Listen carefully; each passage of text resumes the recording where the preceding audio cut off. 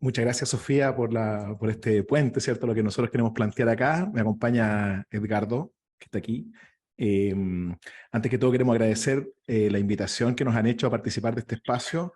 Creo que confluyen muchas motivaciones, de partida, ¿cierto? El interés superior del niño, que le llamamos acá en Chile. Estamos desde Chile en este momento hablando con Edgardo, así que estamos muy contentos de participar con esta experiencia y poder quizás intentar un poco responder el comentario de Sofía, que es muy complejo porque ella describe una realidad que es muy cotidiana para todos nosotros y también para las familias que nos están viendo, ¿cierto? En que la tecnología pasa a ser parte de nuestro cotidiano y de la mano de muchas cosas provechosas. Esta misma reunión, ¿no? Nosotros en Chile, gente en México, gente en España, es una maravilla, la tecnología en ese sentido, pero también trae asociados riesgos respecto de los cuales los papás muchas veces no sabemos cómo atender, porque precisamente es tecnología muchas veces disruptiva o que todos los días está cambiando, hoy día es TikTok, mañana será otra plataforma y los adultos estamos en el mundo del trabajo y etcétera. Entonces es un desafío, yo creo, muy, muy urgente y agradezco mucho el espacio que nos han permitido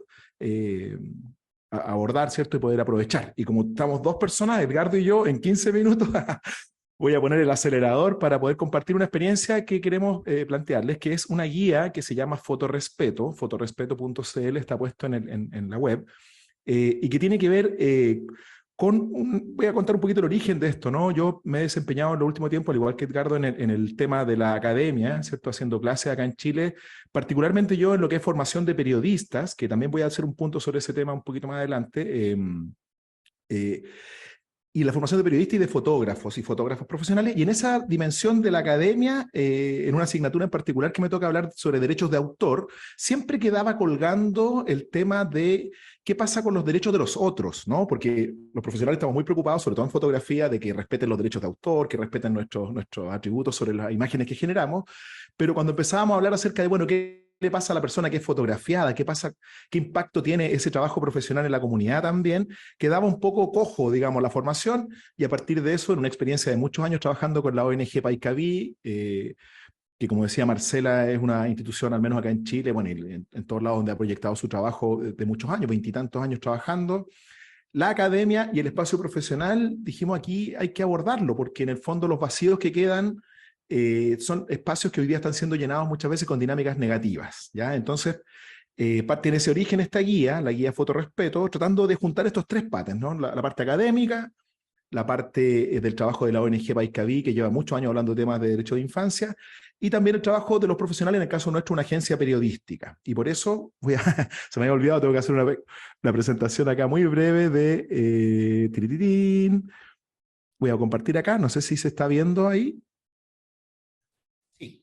Ya, perfecto. Entonces esta guía se llama Fotorespeto, como les decía, ¿no? Y en el fondo nos queremos hacer cargo de esto, de no hacer desaparecer a los niños y las niñas del escenario, porque hay un riesgo enorme también de pasarse, ¿cierto?, para el otro lado, tratando de restringir tanto el tema de la circulación de las imágenes de los niños y las niñas y los adolescentes en redes sociales, que tampoco podemos hacerlos desaparecer, digamos, no es la solución, ni quitarle los dispositivos a los chiquillos, ni impedir o prohibir la circulación de imágenes, pero sí se puede elevar el estándar, y en esta parte yo le voy a hacer el pie a Edgardo, ojalá que el ensayo que hemos tenido funcione en esta parte, respecto de por qué, particularmente a los niños, niñas y adolescentes, les resulta tan atractivo el espacio digital hoy.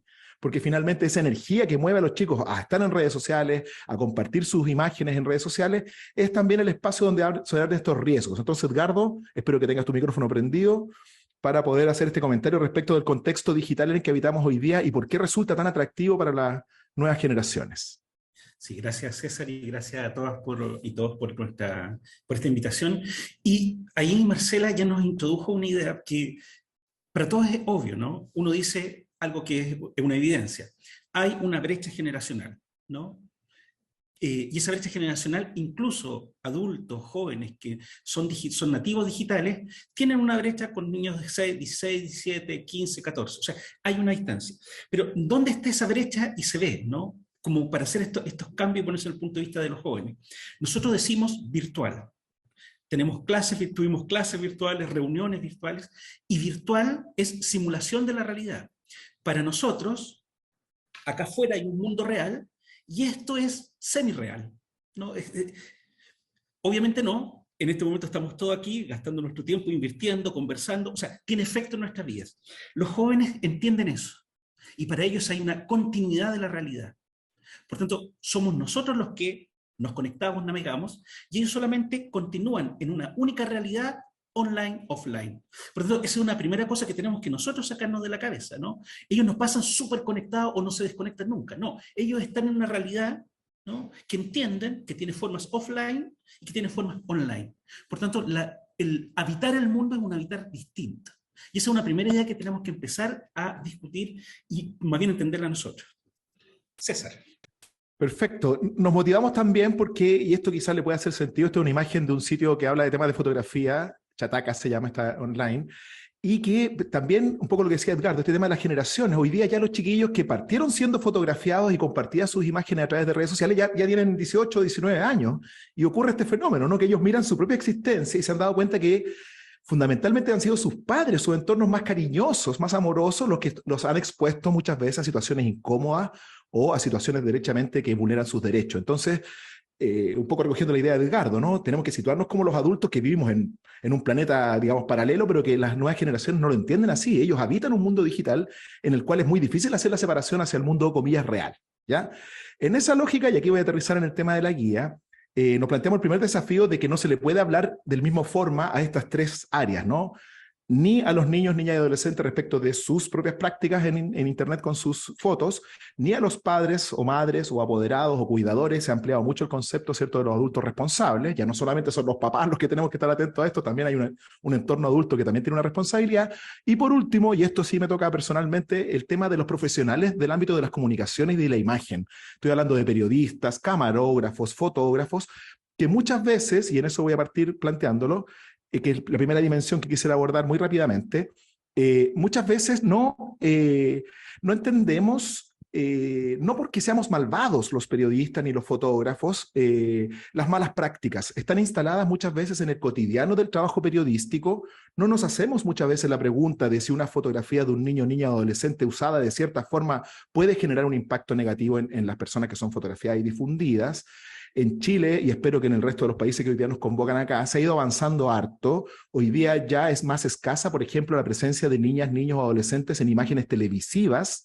En general se ha tendido al ocultar estos rostros, a evitar la presencia de niñas, niños en el ámbito profesional. Se ha avanzado mucho, pero todavía queda mucho por hacer en el tema de la autocrítica que tenemos que hacer los medios de comunicación y los periodistas, de cómo muchas veces quiero insistir en esto, no por maldad, sino que por ignorancia o por desconocimiento o porque se ha hecho así muchos años, ¿no?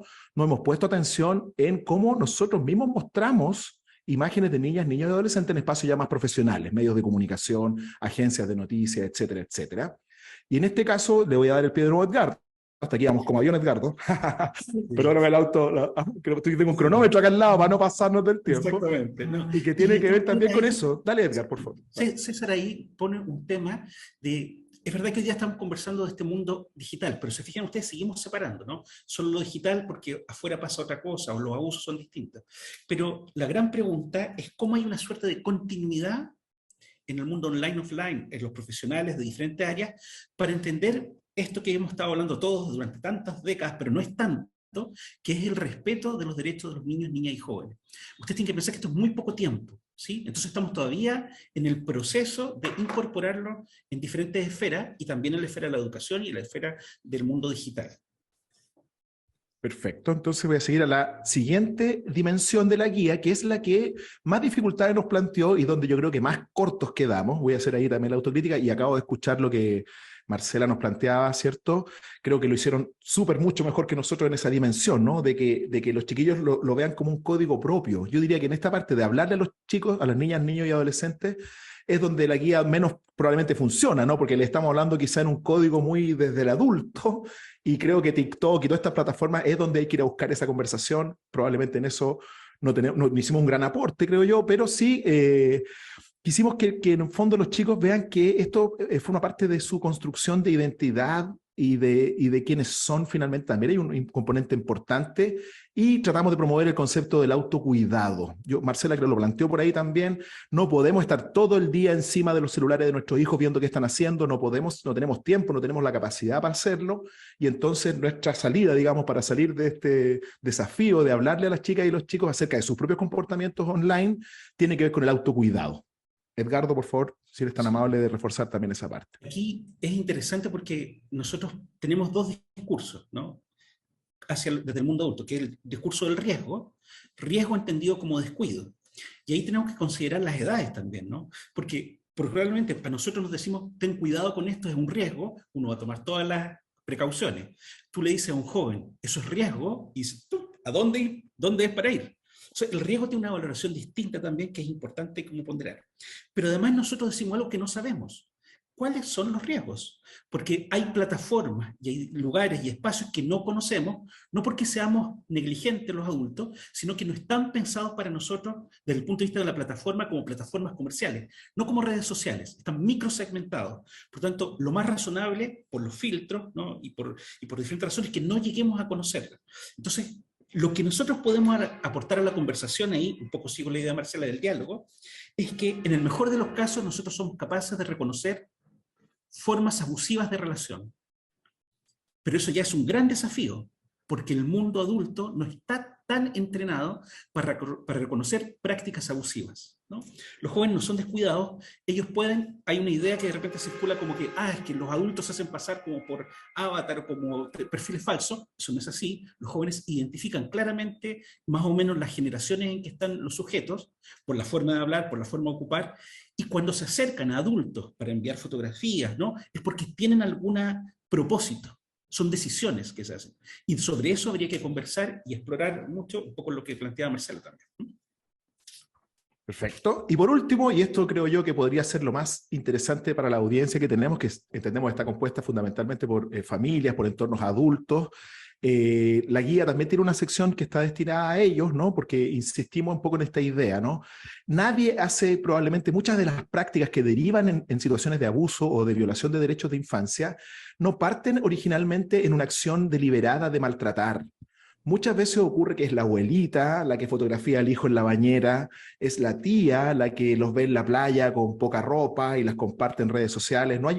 Queremos un poco lo que decía al principio Sofía, ¿no? No son monstruos de otro planeta los que finalmente muchas veces o cometen delitos o tienen prácticas poco cuidadosas, que también es una forma de entrar muchas veces a la vulneración de los derechos.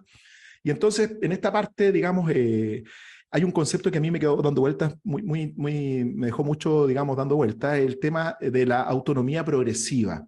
Cómo los entornos adultos tenemos que ir entendiendo de que los chicos van creciendo acompañados de estas plataformas. Muchos de ellos incluso no habían nacido cuando sus papás ya habían publicado en redes sociales las ecografías, ¿no? Cuando tenían en la vida intrauterina, muchas veces los chicos ya tenían una presencia en redes sociales, y eso va creciendo, ¿cierto?, en el acompañamiento de la crianza. Y una idea, yo voy a dejar a Edgardo para que veo que vamos bien en los tiempos, así que probablemente en esta parte que es la más medular, digamos, nos queda dando vuelta que algo que no practicamos mucho los periodistas y la gente de las comunicaciones, que es el tema de escuchar, ¿no? Las generaciones de niños, niñas y adolescentes son en gran medida nativos digitales, tienen prácticas cotidianas que nosotros los adultos no conocemos, no entendemos. Entonces diría, el primer punto, escuchar. El diálogo que decía Marcela es fundamental, pero en una actitud de escucha, no del adulto que se las sabe todas, entre otras cosas porque no lo sabemos, no conocemos cómo se interactúan estas plataformas, y entonces abrir las orejas para que las chicas, los chicos, nuestros hijos nos cuenten de qué va este mundo. Un segundo ejemplo, y con esto yo voy a terminar, precisamente lo mismo, cómo actuamos como adultos en nuestras propias prácticas que luego son replicadas por nuestros hijos. ¿Cuánto rato del día estamos nosotros en el celular y con qué cara le podemos decir a nuestro hijo, oye, suelta el celular? Por lo general se lo decimos con el celular en la mano, ¿no? O sea, tú dejas de usar el celular mientras yo sigo haciéndolo, ¿no? Y eso en el fondo nos plantea también un cambio de mirada necesario de los entornos adultos. Edgardo, por favor, complementa por favor. Para cerrar, el último minuto que nos queda, ahí ya lo decía Marcela, el uso seguro responsable. Los datos nos dicen que, al menos en Chile, pero esto es global, 50% de las prácticas abusivas son entre pares. Por tanto, hay que entender que hay dinámicas también que pueden ser de violencia, distinguir las edades, entender cuáles son los propósitos cuando los jóvenes sacan fotos y las suben, cuánto de eso es exploración sexual, cuánto de eso es también riesgo. Y lo último, porque sé que estoy en el tema del diálogo. Nosotros hemos trabajado mucho formas de prevención intrageneracional, ¿no? O sea, de niños jóvenes para jóvenes, de adultos para adultos, para ir a un mejor diálogo, ¿no? Intergeneracional. Y con eso termino, Sofía.